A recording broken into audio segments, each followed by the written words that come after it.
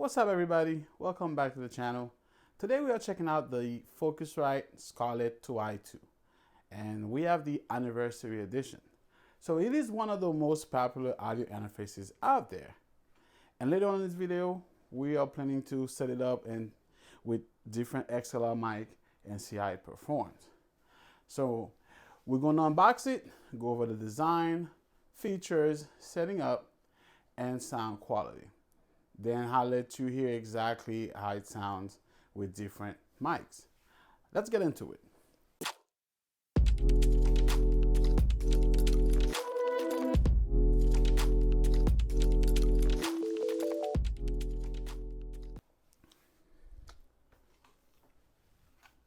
All right, first off, let's open this thing up.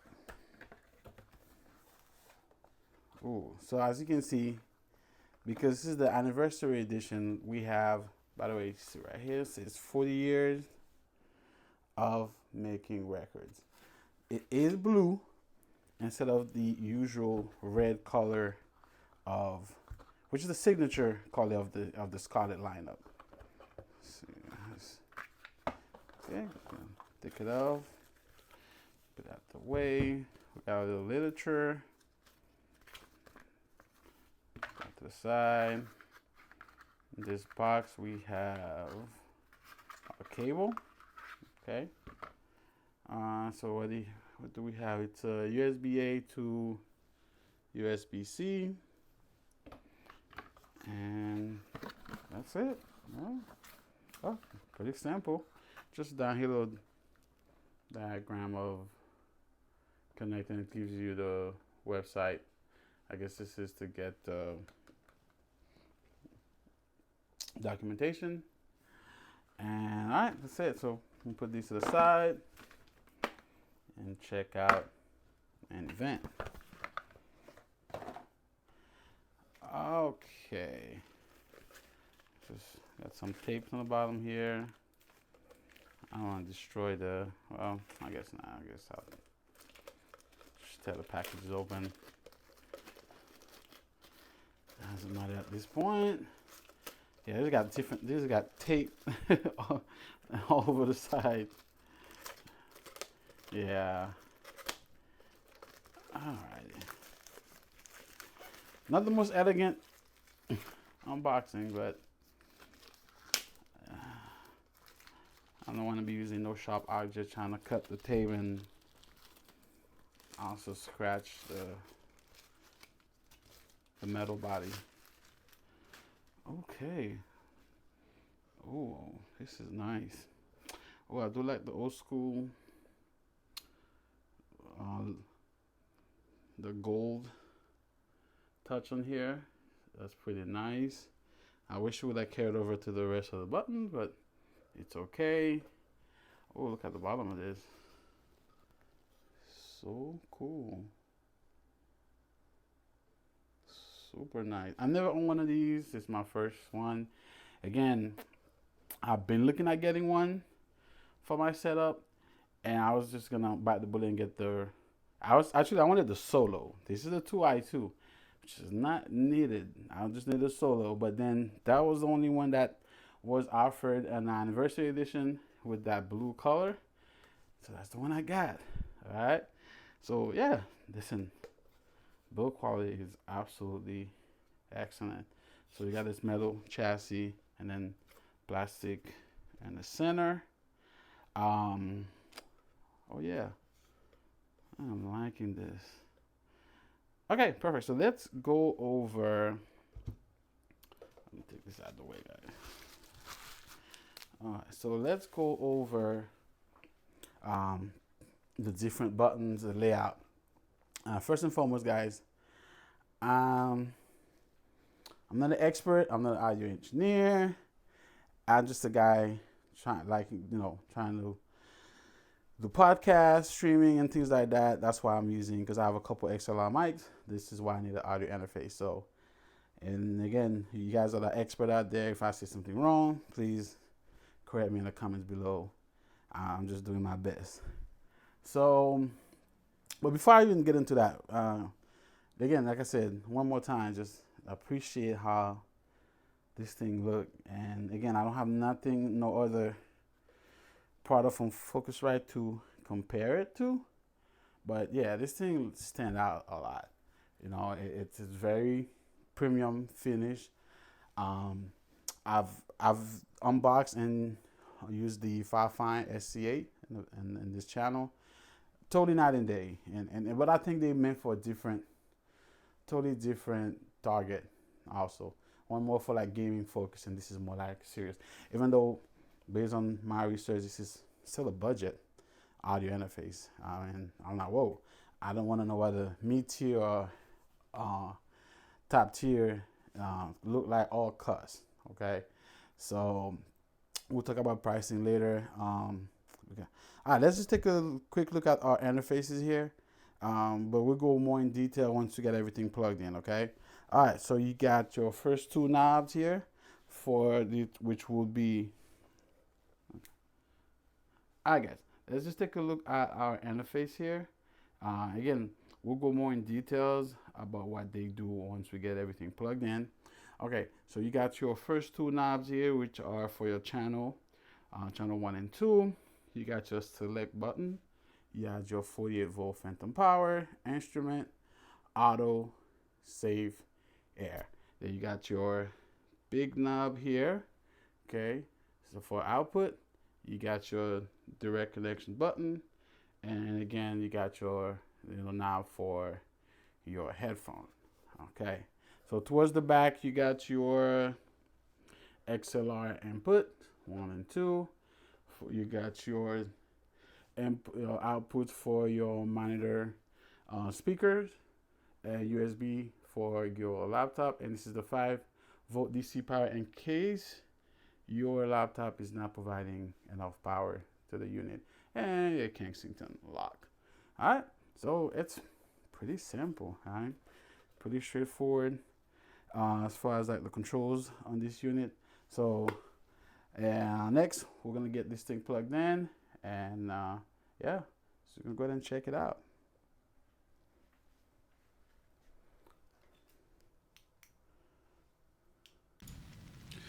All right, so we are back at the desk.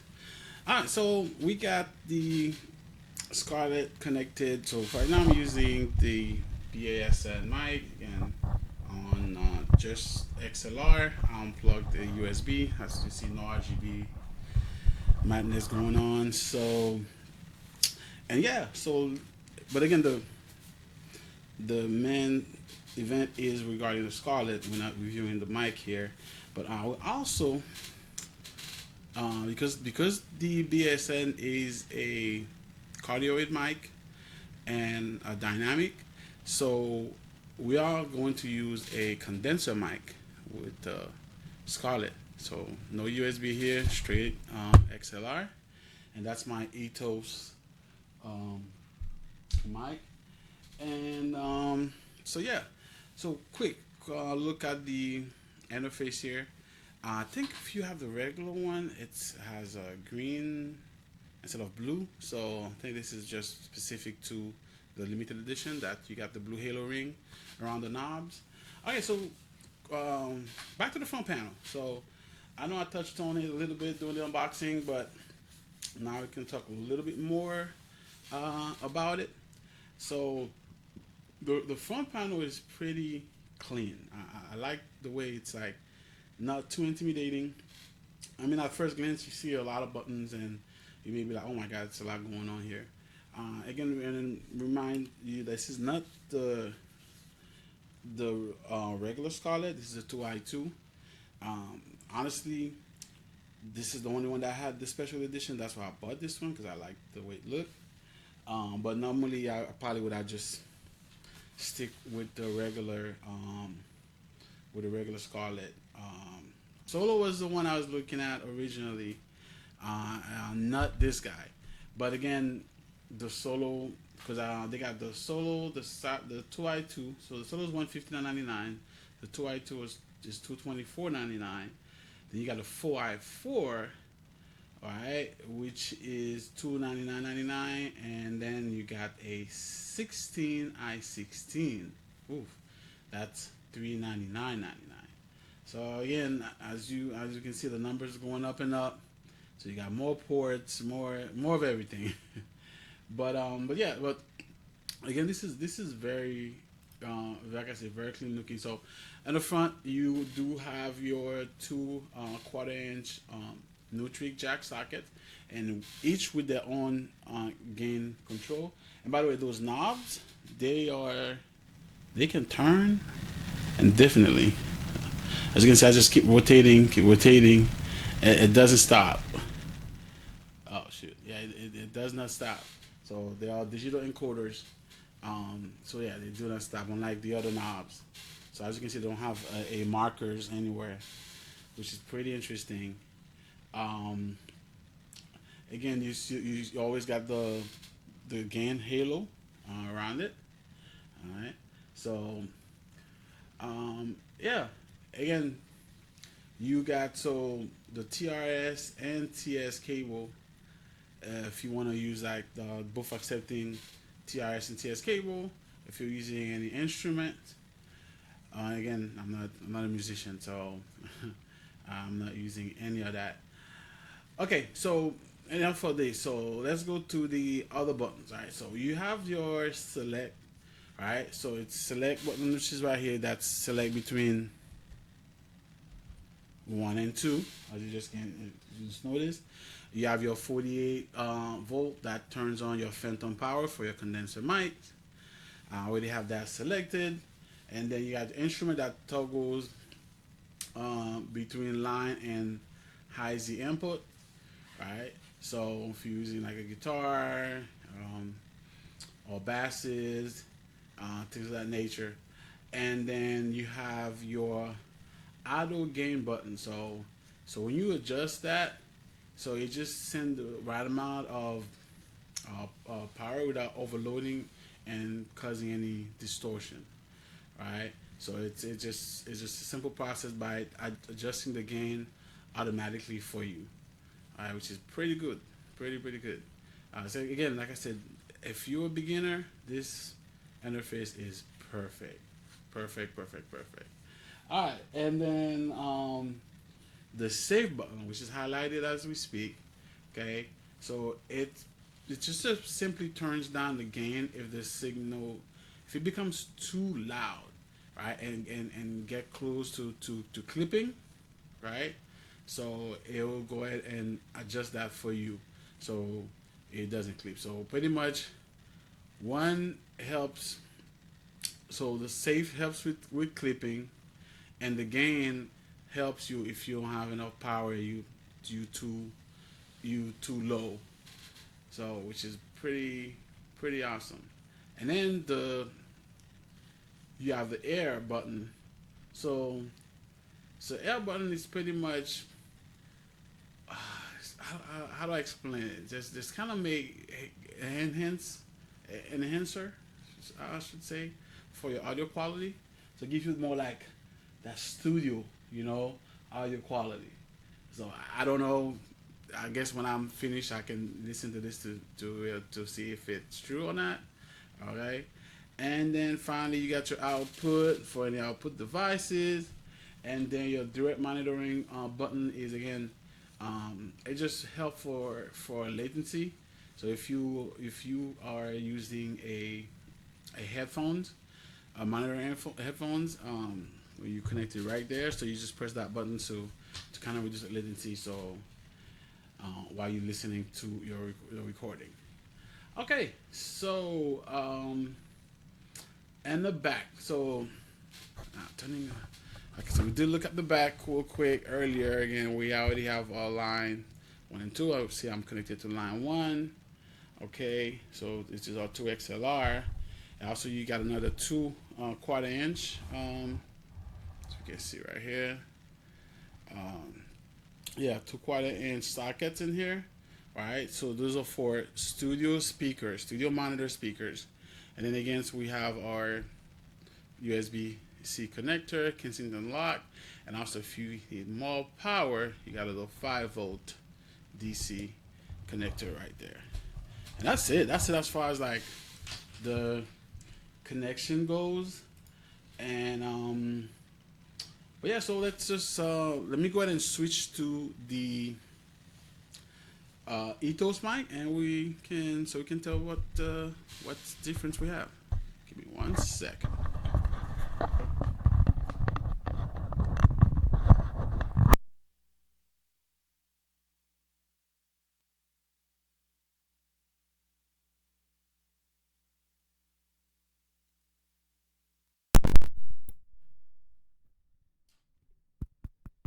All right, testing 1 2 1 2. So I'm hoping the difference between a $400 mic and let me adjust again a little bit. Should I go? Okay, it's probably much better now. Let's see. So yeah, so I'm hoping the difference in quality of sound is between a $400 mic and a $55 to $60 mic will be night and day. But we'll judge this based on the recording. Okay, so guys, to sum this up, again, I'm truly happy with this interface. And I was first, like I said, I was intimidating. I thought it was the top of the line, but then I've seen people saying, it's beginners and things of that nature. I said, oh, okay. And again, like I said, the big reason you will buy an interface like this is to get better control and better sound out of your XLR mic, you know. And right now, the Ethos is, I'm assuming, it's doing a really good job. Okay, so, and again, with XLR, but with XLR into an audio interface like this, you get more flexibility. You see all this button or the options that you have, cleaner signal control, and also a better upgrade path if you coming from a USB mic, and give you more of a professional workflow overall. But yeah, and then again, Focusrite did make the process pretty easy.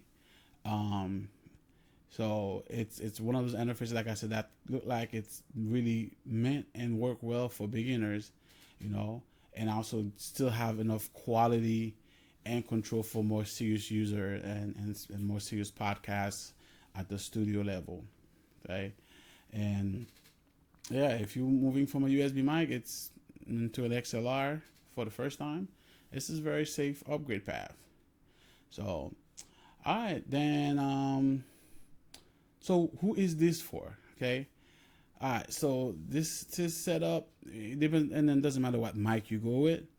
It's just for, like I said, beginner creators wanting for real audio upgrade, streamers who want cleaner mic control, podcaster on a budget, or and like I said, anyone with a XLR mic and wants to unlock more of their potential. And final verdict: the Focusrite Scarlett 2i2 Anniversary Edition. It's very premium, a premium feeling audio interface that still live up to the Scarlett name, because like I said, I've been looking at these for years, and I've been looking at a lot of podcasts have them. That's why I was interested in one in the beginning, especially with the solo. And again, it's delivered pretty much a solid entry level to mid level creator audio setup. And again, the mics are, I feel like, they really don't matter as long as you got your good XLR mic to work well with this interface. So, and again, if you're thinking about moving from USB to XLR, this is honestly a good combo option with either mic. Again, if you're really on the budget, go with the BASN. If you want something more of a higher quality, I'll go with either a Shure SM7B or the Ethos I'm using right now. All right, and that's it for this one, guys. If this video helped you out, drop a like, subscribe, and let me know in the comment, would you run a cheap mic with a setup like this? I mean, I'm not calling the Scarlett a very expensive or high-end setup, but well, yeah, would you pair with a setup like this, or would you go with a higher end mic like I did on this video? Okay, all right, guys, if you want more entertaining tech reviews like these, hey, subscribe and drop a like, and I will see you in the next one.